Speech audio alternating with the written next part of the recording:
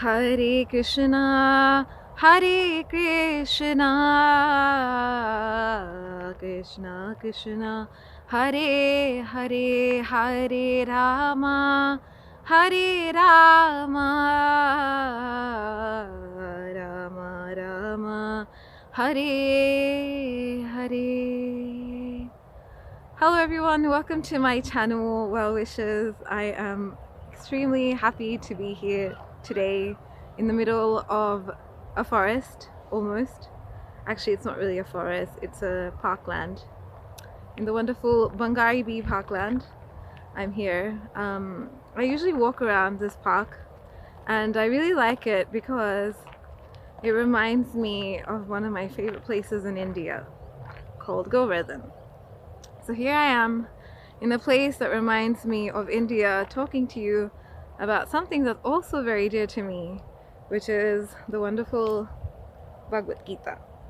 So Bhagavad Gita means the song of God, and the thing is, there's something that's really important that you need to know or understand before you can understand anything about God or this all of his energies or the way that the world works from a Vedic perspective. So you may or may not know there are a lot of like concepts in the Vedic literature, like for example reincarnation, and there are different concepts about what happened to us after we leave this material body, and all sorts of different concepts. But we can't actually understand any of them if we don't know this one and important and very, very crucial fundamental point. And I think this point, it's like very liberating, and maybe it could also even be a bit overwhelming to understand. And that point, my friend, is that we are not this body. Okay, so what does that mean? Well, it basically means that we're something more than this body. And very interestingly, in the Bhagavad Gita, we actually get very detailed descriptions of what we are. So the Bhagavad Gita actually says that we're eternal spirit souls, and it actually gives dimensions of how big the soul is and where it's located in the body. So we get to know that approximately the soul is 1/10,000th the size of the tip of a hair. So if I get my hair here, oh, it's all in a bun, but if I get a piece of my hair, like a strand, and then if I look at the tip, and if I break that tip into 10,000 pieces, and that has a dimension, that dimension is the dimension of the soul. So it's also said that the soul is actually located in the heart. Now, it gets really interesting because most of us know about reincarnation and stuff like that, and like karma and all that. So we always, I think in general conversation these days, we all talk about karma and reincarnation. But to me, none of it really made sense until I understood or, learned it the way up from understanding that we're not the soul and we're not the body. I'm sorry, I'm just saying soul and body intermediately, which is very ironic, but anyway, we are not the body, we're the eternal spirit souls.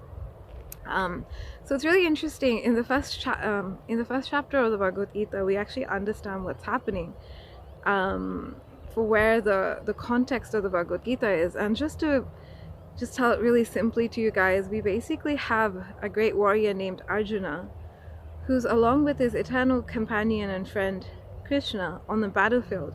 And Arjuna is actually going to kill, or he's like poised like right opposite all of his family members, and he realizes that he's in a war against his cousins and grandfathers and his teachers, and he has a moment.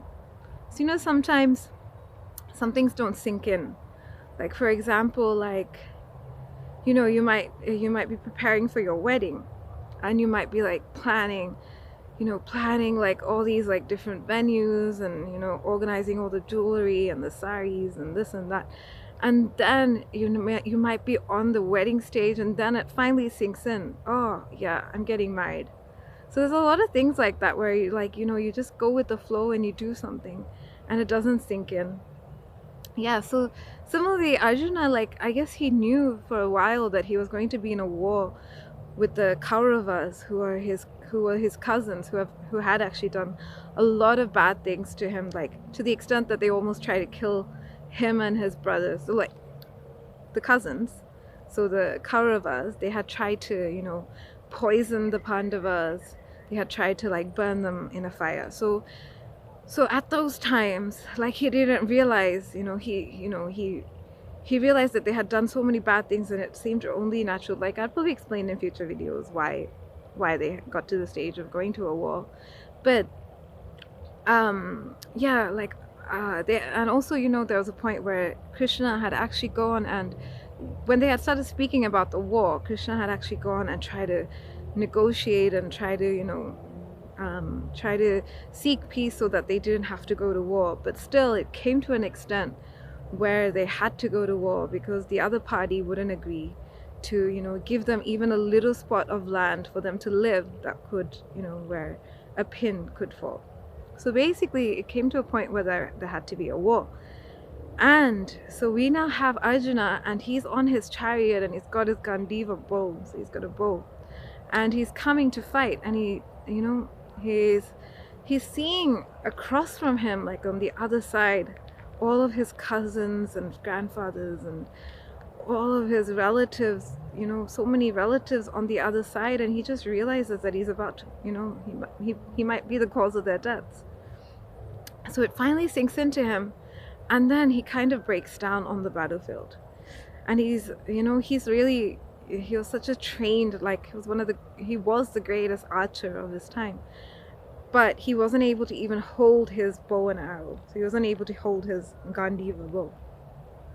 So at that time, Krishna actually speaks to him and gives him knowledge, you know, to solve the biggest problem in life. Now, well, to me, I'd say it was the biggest problem because, you know, going to kill your own relatives probably doesn't sound like an everyday like an everyday ordinary problem. So yeah, so Krishna actually gives the solution to the biggest problem that probably anyone could face, meaning to go and kill your, you know, relatives. And so he actually, you know, he actually gives knowledge one by one through this whole Bhagavad Gita, and that's actually, you know, how it's the solution to the biggest problem. So when you know the solution, it actually helps you with solving all of the other problems that you might face in life. Because if you're given the solution to an extremely big problem, then you can just, you know, imagine and hope that solution would also apply to all of your smaller problems.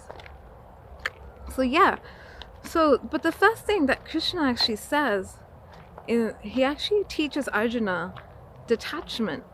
It's very interesting. And the way that he teaches the detachment is by actually showing Arjuna his eternal position, by showing him the utmost reality, which, my friends, might be very, very overwhelming. But it is that we're actually, you know, how we have all these like connections to all this, like we have so much you know, designations associated with this body, like I'm such and such person.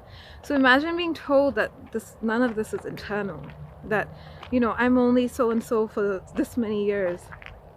And that's basically what he did. He told Arjuna that you're not actually just Arjuna, you're an eternal spirit soul, and you've actually taken thousands and thousands of births, and this is not the only birth that you've taken. It's pretty deep stuff, my friends, I must say. You know, it's a bit of a shake, but it's also quite liberating, because you get to know that, you know, death isn't everything, it's not the end. And yeah, so it gives hope for eternity. So maybe in my next video I might actually tell you a bit more of the scientific nature of the soul and what more Krishna says, and maybe, you know, share some verses from the Bhagavad Gita. But yeah, I just thought I would share that with you. I hope you enjoyed the view of Bangari Bee Parklands. It's called the Western Parklands. It's a very big walk in Sydney. But yes, it was great to catch you. Adios, amigos. Hare Krishna.